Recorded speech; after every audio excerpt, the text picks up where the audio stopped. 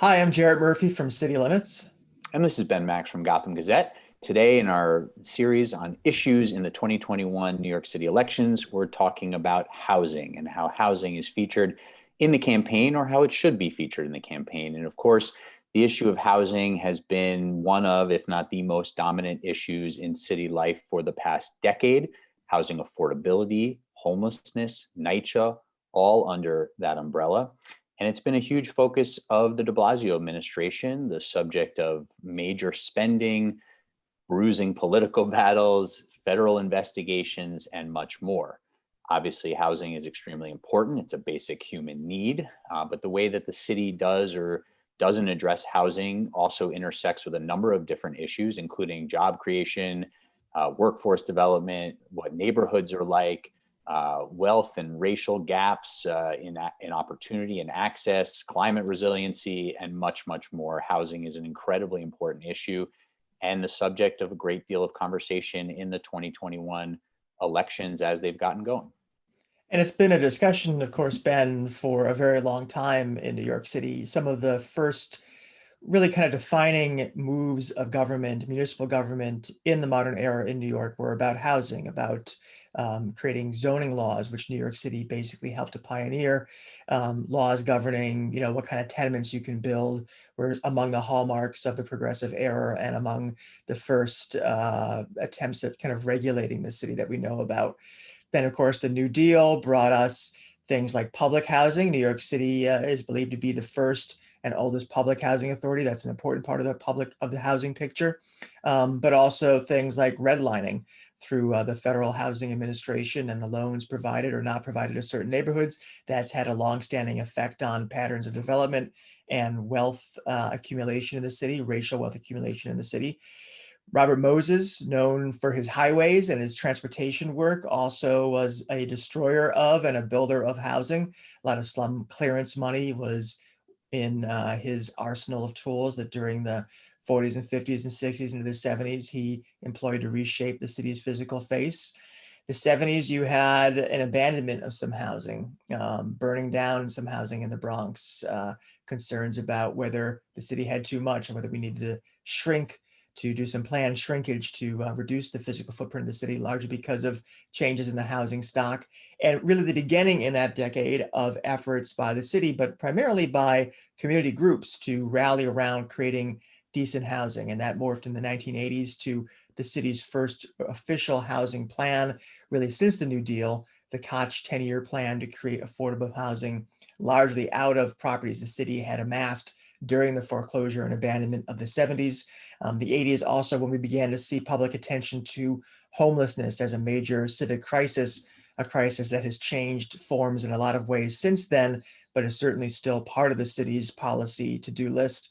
And then under Mayor Bloomberg, another housing plan, one that evolved over time, basically to match pressure from advocacy groups and some of his opponents to 165 units. And of course, also the financial crisis affecting home ownership in many parts of the city, especially in majority Black areas like Southeast Queens, and a new wave of homelessness, as well as some efforts with very mixed success to trying to defeat that crisis. This set the stage, of course, for our current mayor, Mayor de Blasio, ran on an affordability platform, talked during his campaign about creating a new housing plan that would be different from Mayor Bloomberg's. And that plan is perhaps going to be his greatest legacy, his greatest controversy.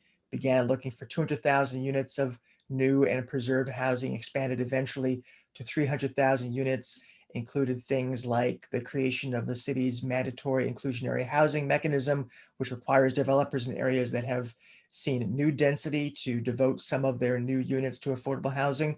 But obviously a lot of that plan is more than the big numbers. It's the small controversies and details that have led to a lot of uproar during the de Blasio years. Yeah, I think there's so much about the Bloomberg and de Blasio years that are so instructive as we look at the 2021 campaign, right? There's all this talk about how to best address the crisis of homelessness that's been in the city. As you said, there were some progress under Bloomberg, and then the problem really exploded. That coincided with working with the state, the 2009 financial crisis. We won't go into all the details of the history, but questions around voucher programs, what do they look like, how long do they last, the value of those, those are such key issues that then became part of the debate under De Blasio.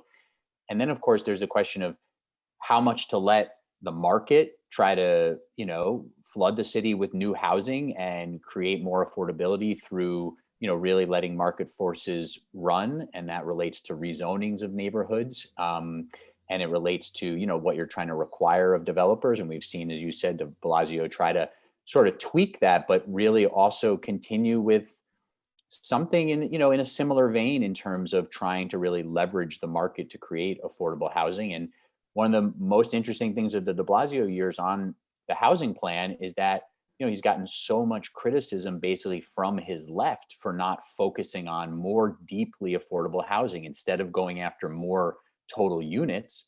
A lot of critics have said that the plan really just doesn't match up with the deep need for more deeply subsidized affordable housing for people who really have struggled to pay the rent, who are making low wages, really struggling. That ties in with other issues, as we talked about at the beginning. That also gets into this issue, that we've talked about a little bit here, but it's one of the overriding challenges of the De Blasio years and was of the Bloomberg years, which is this issue of where in the city to add housing density. How does it happen? What do neighborhoods and communities sort of get from city government, along with being asked to see their neighborhoods developed, concerns about gentrification, concerns about displacement, all the things that go into that. And one of the key legacies of the De Blasio years really at this point is that he's done neighborhood community upzonings in almost exclusively low-income communities of color. He hasn't really tried to push hard for more housing density in wealthier, whiter areas of the city. And that's become sort of a focal point of the 2021 mayoral conversation. But also it gets at the fact that de Blasio ushered in this mandatory inclusionary housing program, but never really used it. It's really meant to be used in the wealthier areas of the city. So that's a key tension of those years. Although that change to the zoning laws of the city is a significant legacy item for him, as well as others. But in terms of legacy controversies, that's one of them, not really matching up the affordability of affordable housing to the need, and then not really being able to wrap his arms around and really take on homelessness in a way that, someone who really focused on the issue in the past. He was chair in the city council of the committee that oversees homelessness. He just didn't match the crisis with the effort. And it's one of the few things he's actually admitted fault on. And then, of course, there's also public housing, which de Blasio paid more attention to, put more resources into, but again, nowhere near matching the scale of the problem. And like with some of these other things I just mentioned, really too timid with the plans that he even did have, like not utilizing mandatory inclusionary housing to its potential, not really pushing ahead on his NYCHA rescue plans. Yeah, I think that's kind of the meta critique, right? A lot has happened, and this goes beyond the plans you've mentioned, the affordable housing plan, the homelessness plan, the NYCHA plan, and perhaps one of the problems is they've all been treated as separate plans. But beyond that, you have, the changes in Albany to rent regulations, some improvements to 421A in terms of trying to drive affordability, the creation of the certificate of no harassment system, the right to counsel law here. Those are important changes to kind of the underlying fabric of housing and of tenant rights in the city. And, I think combined, it's quite a large body of work on the one hand. On the other hand, the challenge de Blasio set for himself during the campaign, and certainly during the early part of his mayoralty, in which he talked about his housing approach as being transformative, is that the city feels like the affordability crisis has not gotten much better at all, and perhaps worse. And I think that's an important lesson to take from that for future candidates, current candidates for mayor. Another lesson that list of policy achievements points out is that this isn't just a mayoral thing. Obviously people who are running for city comptroller are talking about how the pension funds might be used to invest in housing. People running for city council, obviously the council has a lot of power over land use, approving or disapproving particular developments. passing things like right to counsel and certificate of harassment. You also have the state government, which sets some of the requirements or the levels for the financial levels for the voucher programs, who controls the rent regulation system, the tax system, property taxes, and tax breaks like 421A. Of course, you have non-governmental players like trades unions and the developers who in the housing sector include market rate, affordable developers, and within those, both for-profit and nonprofit, many of them with different agendas and different backgrounds. Lenders, the banks are a huge part of this because almost all housing development is financed, and the terms and the structure of that financing is very important to what gets built and for whom. And of course, the federal government is the big player that people are assuming will play a slightly different role now that the Trump administration is gone and the Biden administration is here. HUD controlling public housing, Section 8, a lot of the bond capacity used for private owned housing, and some of the home ownership stuff, obviously controlled by even Federal Reserve policy over interest rates. So a lot of different players in the mix. Obviously, the focus is on the mayor, and the people running for mayor have, in some cases, released very detailed plans. Sean Donovan, former city and federal housing commissioner, a very detailed sketch of what he wants to do, more than a sketch, really. Scott Stringer recently releasing a very detailed plan, which built on some fairly detailed stuff he had done in his role as city comptroller. Catherine Garcia also releasing a generally detailed housing vision. Others have done shorter ones, and I think some probably still have plans to come. This is that issue area that one can't really imagine someone getting to June 22nd and not talking about in detail what they want to do on housing. That's absolutely true. Every serious mayoral candidate needs to at least provide some detailed sketch, if not a fully fleshed out plan of what they want to do about housing. And that also includes, again, this question of how you merge sort of the larger picture of development with what kind of affordability you're trying to encourage, with homelessness, and with NYCHA. And that's one of the most interesting parts of the mayoral conversation, I think, so far, is that you have candidates really talking about merging all of that as sort of one way of thinking about housing and one big housing plan that does bring all of that together, because it does seem that that's necessary. You can't really have a separate homelessness plan from an affordable housing plan. I mean, those two things are part of the same exact conversation. And NYCHA is, of course, the city's biggest source of affordable housing. So these things are all interrelated. The candidates need to be talking about them that way. I'll also add to your list, Eric Adams has released a bit of a sketch of his housing plan, saying some similar things to those other candidates you mentioned. But one of the things I'm noticing in this conversation is that, to some degree, not fully, but to some degree, the conversation on housing, as well as on other issues, is a little bit still stuck in sort of pre-pandemic time.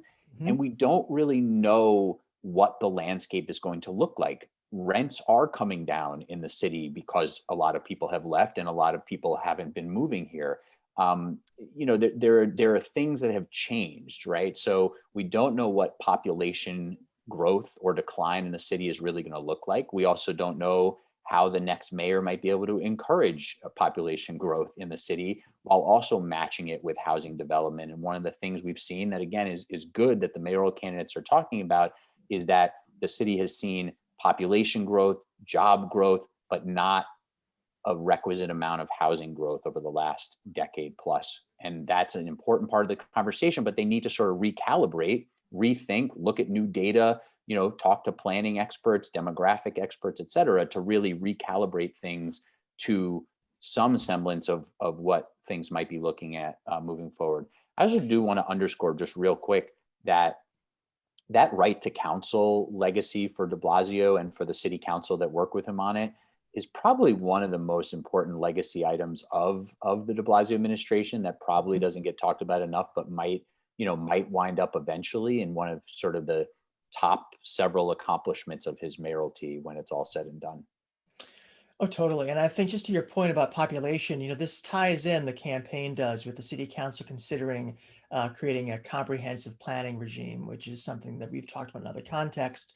But that would be aimed at trying to have a more equal and more inclusive approach to dealing with whatever the future of the city is in terms of population, whether it's larger or smaller, whether it grows at a fast or a more regular pace. And I think asking candidates about exactly how they would operate that system, where the mayor would still have an important role, I think is key, because that's another thing, as you said, this can be part of a very different landscape than Bill de Blasio, Mike Bloomberg, any previous mayor has dealt with, potentially post-pandemic realities on the population side and a very new paradigm for how to plan the city. Other things we have to ask questions of the candidates on, obviously, the things we've mentioned, the income groups you'll be serving, how you're going to address homelessness, which of course is multiple crises built into one. There's families, there's singles, there's supportive housing, there's street homelessness. It's not just one big problem you can have one big solution to. Racial segregation is something that the de Blasio administration, to its credit, did try to deal with, even with an absence of federal leadership on that, and did create some plans for try to reducing that level of segregation. It gets complicated when you talk about affordable housing because some subsidies could have the side effect of exacerbating segregation. So there are trade-offs there, but that's really, really important. And of course, the big question is, how much money do you want to spend? There are a lot of priorities out there. There's talk about infrastructure work. The city always has capital spending it has to do for the water system and other environmental stuff. How much money are you going to put on the table? I think those are among the questions I'm hoping the candidates will answer. What are some on your mind, Ben? Well, a couple of quick things just on what you said, going back to part of how we started this, that of course housing is such a basic human need and then ties in with so many other issues. You got it a little bit, supportive housing within this conversation and how you sort of, create a better continuum and prevent and end homelessness to the extent possible, where homelessness also is about mental health. It's about substance use. It's about, so many other issues related to not just people's finances and evictions, of course, but also those other issues that, candidates need to address. And going back to the idea of sort of merging these issues into the larger challenge that they are, that's part of it as well. One thing also to add to this conversation, if it's not complicated enough already, is property tax reform. This question that Mayor de Blasio has basically kicked down the road for 7+ years. He's saying he might, make a last-ditch effort to put forth a final set of proposals, which, may be a good framework, but will depend a lot on the next mayor and the next city council to look at. That's a piece of this puzzle as well.